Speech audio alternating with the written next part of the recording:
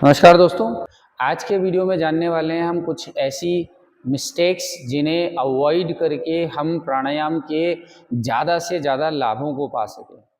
दोस्तों, प्राणायाम करने के हमें अनेक लाभ मिलते हैं। प्राणायाम करने से हम अपनी इम्यूनिटी को बूस्ट करते हैं, अपने कंसंट्रेशन पावर को बढ़ा लेते हैं, हमारे शरीर को स्वस्थ रखते हैं और साथ साथ प्राणायाम करने से हमारे अंदर प्राण ऊर्जा का विस्तार होता है, हमारे लंग्स की कैपेसिटी बढ़ती है। लेकिन सबसे इम्पॉर्टेंट बात यह है कि अगर हम प्राणायाम को गलत ढंग से कर रहे हैं, जाने अनजाने हमसे कोई गलतियां हो रही हैं, तो उसकी वजह से हम प्राणायाम के मैक्सिमम बेनिफिट्स को नहीं पा पाएंगे। तो आज के इस वीडियो में जानेंगे कुछ ऐसी गलतियां जो हमसे जाने अनजाने प्राणायामों को करते हुए हो जाती है। अगर हम उन गलतियों को सुधार लें, उन बातों को अपने दिमाग में रखते हुए प्राणायाम को करें, तो हम उसके मैक्सिमम लाभों को पा सकते हैं, अपने शरीर के स्वास्थ्य को बहुत ज़्यादा बढ़ा सकते हैं। तो वीडियो को पूरा अंत तक देखिए ताकि आप समझ सकें उन मिस्टेक्स को, उन गलतियों को, जिनको अवॉइड करके अपने लाभों को आप काफ़ी बढ़ा सकते हैं। दोस्तों, जाने अनजाने लोगों से भूलकर कुछ गलतियां हो जाती हैं जब वो प्राणायाम करने लगते हैं। मैंने अक्सर देखा है लोगों को कपालभाति करते हुए वो अपनी नसों को, अपनी सांसों को बहुत ज़्यादा तना देते हैं। यानी कि जब वो कपालभाति कर रहे हैं तो कुछ इस तरीके से कपालभाति करने लग जाते हैं। ऐसा करते हुए उनके कान भी कभी कभी चोक होने लग जाते हैं और उनको लगता है कि अगर वो बहुत ज़्यादा फोर्स लगा रहे हैं तो उसके लाभ ज़्यादा बढ़ जाएंगे, क्योंकि वो ज़्यादा ताकत के साथ अभ्यास कर रहे हैं। तो पहली गलती जो हमें किसी भी प्राणायाम को करते हुए अवॉइड करनी है वो है अत्यधिक फोर्स को नहीं लगाना है। प्राणायाम एक सहज प्रक्रिया है जो वक्त के साथ बेहतर होती जाएगी। Practice will make it perfect. तो आपको रेगुलरिटी के साथ, डिसिप्लिन के साथ अपने अभ्यास को करना है, अत्यधिक ताकत नहीं लगानी है। कपालभाति में आपको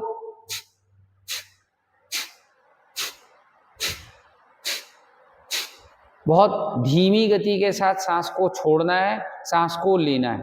पहली इस बात पे आप ध्यान देंगे।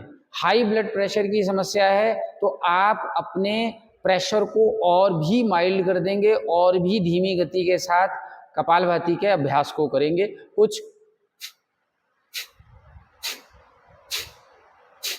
इस तरह से कपालभाति करते हुए या अनुलोम विलोम करते या कोई भी प्राणायाम करते हुए आप अपनी नस नाड़ियों को तनाएंगे नहीं, उन्हें स्ट्रेस नहीं देंगे। प्राणायाम करने का मकसद है स्ट्रेस को कम करना, तनाव को शरीर से दूर भगाना। जब हम प्राणायाम कर रहे हैं और हम इसको इस तरह से करते हैं, सांस लेते हुए हमने पूरी ताकत लगाई, सांस छोड़ने में भी वही प्रोसेस, तो आपको महसूस होगा आपके ये क्षेत्र में, आपके फोरहेड रीजन, आपके भ्रुकुटी रीजन में आपकी नस नाड़ियां तनने लगी हैं। आपने फोर्स को बहुत ज़्यादा अप्लाई कर दिया है जिसकी वजह से स्ट्रेस क्रिएट हो रहा है। इस स्ट्रेस को भी अवॉइड करना बहुत ज़रूरी है। प्राणायाम को लंबी गहरी सांस, जब अनुलोम विलोम प्राणायाम आप कर रहे हैं, आप धीमी गति से बिना ताकत के सांस को लंबा ले रहे हैं, धीमी गति से सांस को छोड़ रहे हैं। सांस को लेना, सांस को छोड़ने का क्रम लंबा है, गहरा है, सहज है। यानी कि कोई भी प्राणायाम को करते हुए आपको इस दूसरी बात का बड़ा ध्यान रखना है कि आप बहुत ज़्यादा फोर्स का ऐसा कोई भी प्रयास नहीं कर रहे हैं जो आपके अंदर स्ट्रेस को जनरेट कर रहा है। इन बातों का ध्यान रखना बहुत ज़रूरी है, चाहे हम भस्त्रिका, भ्रामरी या उज्जाई किसी भी तरीके के प्राणायाम को कर रहे हैं। इन सब में बहुत महत्वपूर्ण है कि प्राणायाम को शुरू करते हुए हम कुछ रिलैक्स्ड स्टेट में बैठें। हमारे कपड़े ढीले होने चाहिए, हम ऐसे कपड़े ना पहने जो हमें बहुत टाइट फिटेड महसूस हो रहे हैं। रिस्ट वॉच, ग्लासेस, चश्मा, ये सब पहन के हमें प्राणायाम नहीं करना है, क्योंकि ये भी एक टेंशन, तनाव शरीर में क्रिएट करते हैं।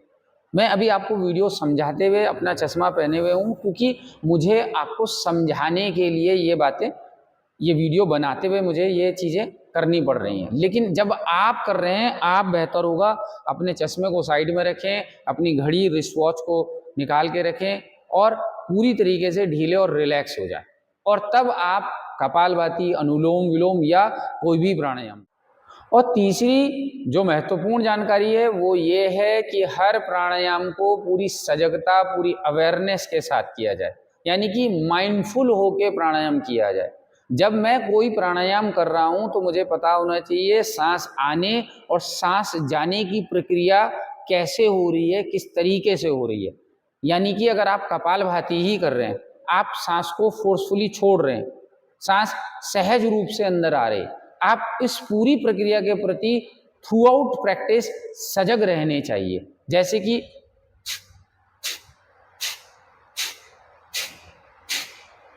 सांस छोड़ रहे हैं, आप उस फोर्स को महसूस कर पा रहे हैं, सांस जब अंदर आ रही है आप उस प्रक्रिया के प्रति सजग हैं, अवेयर हैं। जब आप सांस छोड़ रहे हैं, एब्डोमिनल मसल्स कॉन्ट्रैक्ट हो रही हैं, आपका ध्यान इस बात पे भी है। जब सांस छोड़ रहे हैं, एब्डोमिनल मसल्स रिलैक्स हो रही हैं, ना कि आप अपने दिमाग को चारों तरफ के वातावरण में लगाए बैठे हैं। आप थोड़ी देर रुकते हैं, फिर देखते हैं घर में क्या हो रहा है, या आपका अभी ब्रेकफास्ट तैयार हुआ है, या बच्चे स्कूल जाने वाले हैं उनकी तैयारी में दिमाग लगा हुआ है। आपको इन सारी चीज़ों से अपने आप को थोड़ी देर, यानी कि अगर आप 10 मिनट के लिए प्राणायाम कर रहे हैं तो 10 मिनट डिस्कनेक्ट होके प्राणायाम कीजिए, पूरी एकाग्रता के साथ प्राणायाम कीजिए। इनके लाभ आपको करते ही अलग रूप में लेके जाएंगे। आप उनके चमत्कारिक फायदों को तुरंत महसूस कर पाएंगे जब आप एकाग्र होके इस प्रयास के साथ अभ्यास करते हैं कि मुझे अपने कंसंट्रेशन को अपनी प्रक्रिया के साथ लगा के रखना है, अपने प्राणायाम के साथ जोड़ के रखना है। तो आई होप ये वीडियो में दी हुई जानकारियाँ, ये गलतियाँ जो हमसे जाने अनजाने हो जाती हैं, अगर हम इनका ध्यान रखते हुए प्राणायाम करते हैं तो हम उनके लाभों को बहुत अधिक रिसीव कर पाएंगे। वीडियो अगर आपको पसंद आया हो तो इसे लाइक कीजिए, शेयर कीजिए अपने दोस्तों के साथ, और चैनल को सब्सक्राइब करना बिल्कुल मत भूलिए। Thank you for watching us.